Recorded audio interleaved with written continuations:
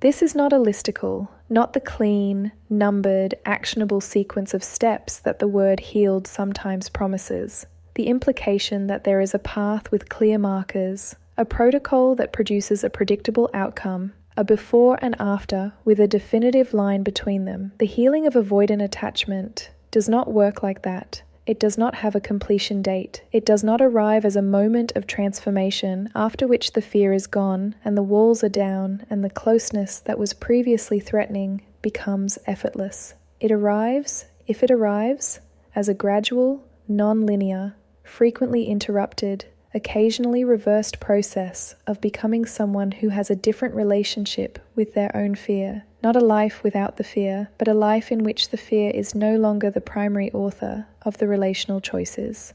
This is what that process actually looked like.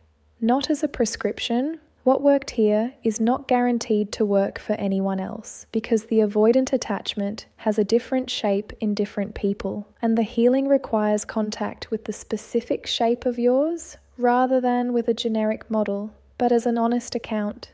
The things that moved something, the things that looked like they should move something and did not, the unexpected places where the genuine shifts happened, and the things that are still in process, because the honest account of avoidant healing includes the acknowledgement that the healing is not finished, may never be finished, in the way that finished implies completion rather than ongoing relationship. The first thing that actually worked was not therapy, though therapy was part of it. It was the decision to stop defending the pattern. For a long time, longer than is comfortable to acknowledge, the avoidant pattern was defended, not actively, not through the deliberate construction of arguments for its continuation, but through the passive defense of the narratives that made it seem reasonable, the self-sufficiency narrative, the incompatibility narrative, the I simply need more space than most people narrative. These narratives were not entirely false. There were genuine elements of truth in each of them, but they were also, each of them, performing a specific function, the function of locating the pattern outside the category of fear, outside the category of something that required examination and change, inside the category of simply who I am and how I operate. The decision to stop defending the pattern did not arrive through therapy or insight or any deliberate act of self-examination. It arrived through loss. Through the specific, irreversible, took too long to arrive loss of someone who mattered in a way that the pattern's usual management could not absorb and recategorize into something smaller. The loss landed with the full weight of something that the defenses had been, for years, working to prevent landing. And in the landing, the narratives that had been sustaining the defenses were revealed with sudden and uncomfortable clarity as what they were. Not descriptions of who I am, descriptions of what the fear had been doing for long enough that I had mistaken it for identity. The stopping of the defense was the beginning, not the healing itself, the beginning of the possibility of it, the prerequisite, the clearing of the ground that the actual work required. Therapy worked, eventually, but not in the form it initially took. The first therapist was the wrong fit in a specific way that took too long to recognize. The sessions were intellectually productive. The pattern was identified, named, explored with the kind of analytical sophistication that the avoidant's characteristically overdeveloped capacity for intellectual self-examination finds congenial and comfortable. I understood the attachment style. I could describe the childhood origins. I could trace the pattern across the relational history with impressive accuracy. I could discuss the fear with the specific, composed, entirely safe distance of someone who is talking about something rather than feeling it.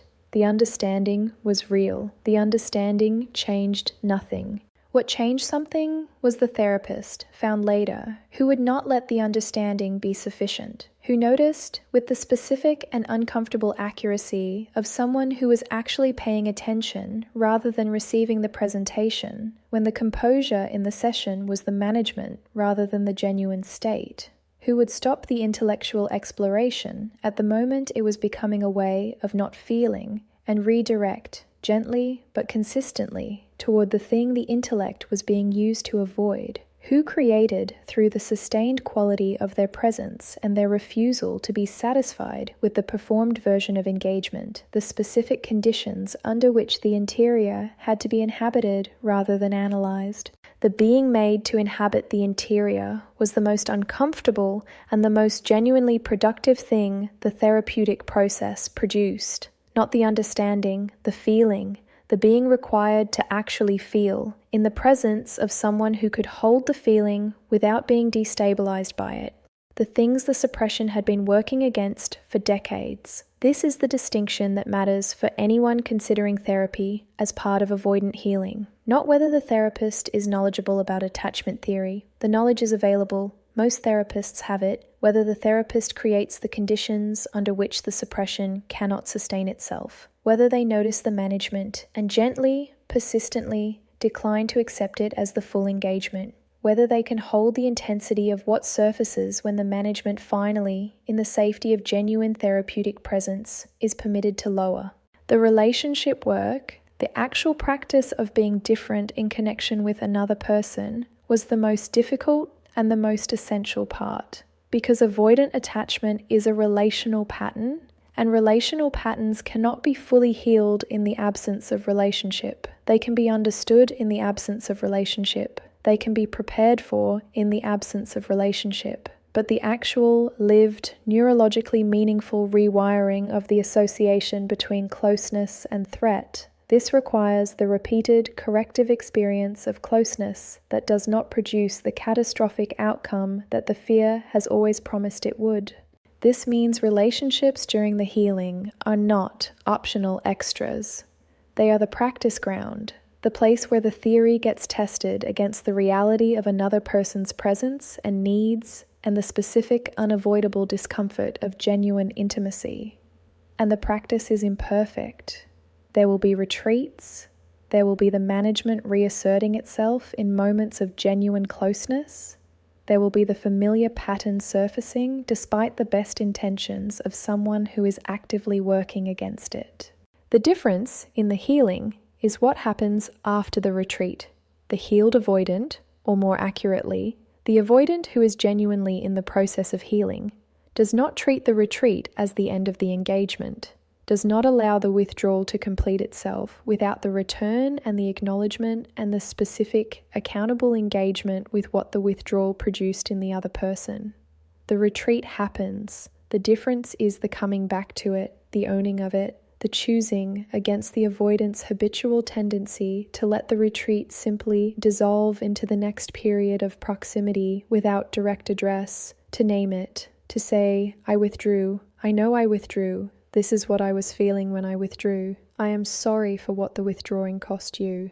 This saying, repeated, imperfect, never entirely without the discomfort that accountability costs the avoidant, was the practice, not the absence of the retreat, the changed relationship with the retreat, the choosing to return to it rather than to manage past it. The inner child work was the part that produced the most resistance and the most unexpected results. The resistance was the avoidant's standard resistance to anything that involves direct contact with the emotional history rather than intellectual engagement with it. The concept arrived as something that felt, to the part of me that had spent decades managing against precisely this kind of interior excavation, uncomfortably proximate to the unexamined grief that the management was most specifically designed to contain. The unexpected results arrived because the management was not wrong about what was there. The grief was there. The specific, decades-old, never fully processed grief of the child who learned that needing was dangerous, who understood, through the specific and formative experiences of the attachment environment, that the expression of need produced responses that made needing more costly than containing, was there, intact, exactly where the suppression had left it. Not resolved by time, not diminished by the years of not attending to it, simply there, waiting in the way that all unfelt things wait, patiently, without urgency, with the specific permanence of something that will remain until it is finally, properly felt. The feeling of it, the permission to finally, in the safety of therapeutic support, and with the tools that were not available when the original experiences occurred, feel the grief of the child who learned to suppress, was not pleasant. It was not the cathartic, cleansing, afterwards everything is lighter experience that a certain therapeutic narrative promises. It was messy and non-linear and required multiple returns rather than a single complete processing. But it was, over time, the thing that moved something at the level where the pattern was rooted, not in the intellectual understanding of the attachment history, in the actual felt somatic experience of the grief that the attachment history produced and that the suppression had been, ever since, working to prevent from being felt. The avoidant pattern, in its deepest operation, is the adult continuation of the child's solution to an environment in which needing was not safe. The child's solution was intelligent, given the environment, given the available resources, given the specific conditions of the attachment history. The suppression was adaptive, it was survival. The healing requires the recognition, at a level deeper than intellectual understanding, that the environment has changed, that the original solution is being applied to conditions that are no longer the original conditions, that the adult is not the child, and the current relationships are not the original attachment environment, and the suppression that protected the child is costing the adult the connections that the adult genuinely wants. This recognition, not as a thought, but as a felt, embodied, genuinely arrived at understanding, is the core of what actually worked. The things that did not work, held honestly. Trying to change through willpower alone did not work. The decision to be more open, made in the abstract and applied without the underlying work of addressing what generated the closing, produced temporary and surface-level changes that dissolved in the presence of genuine intimacy pressure. The pattern is not a habit that can be replaced through repeated conscious choice without attending to the fear that drives it.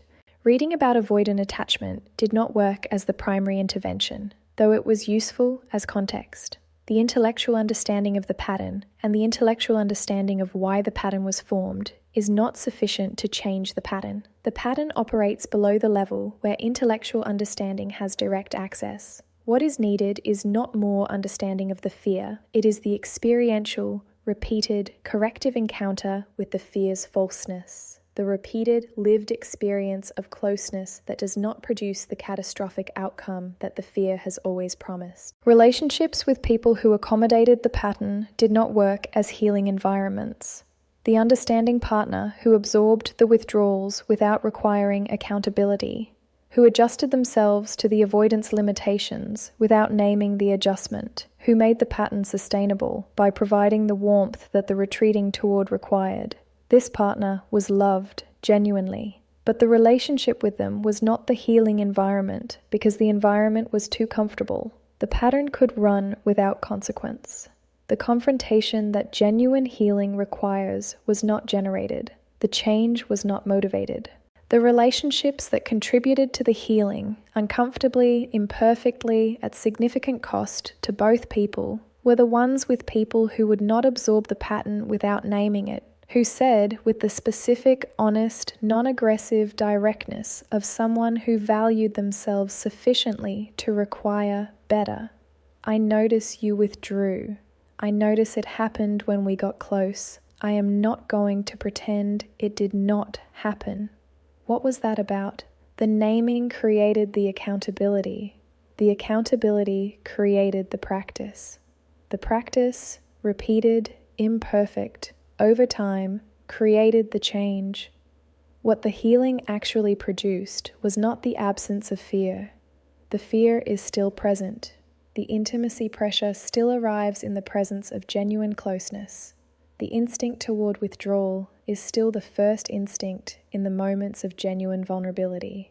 What changed is the relationship with the instinct, the ability to notice the withdrawal impulse without immediately enacting it, the capacity to stay imperfectly with the discomfort fully felt in the moments that previously would have produced the automatic retreat.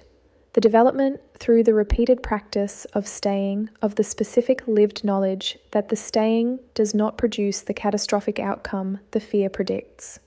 That closeness, genuinely inhabited, does not destroy the self, that the vulnerability of being known does not inevitably lead to the devastating loss that the fear has always promised it would. This knowledge cannot be reasoned into existence. It cannot be decided or determined or produced through the correct application of therapeutic insight. It is built slowly in the accumulated experience of moments in which the fear said leave and the person chose to stay and discovered in the staying that the fear was wrong.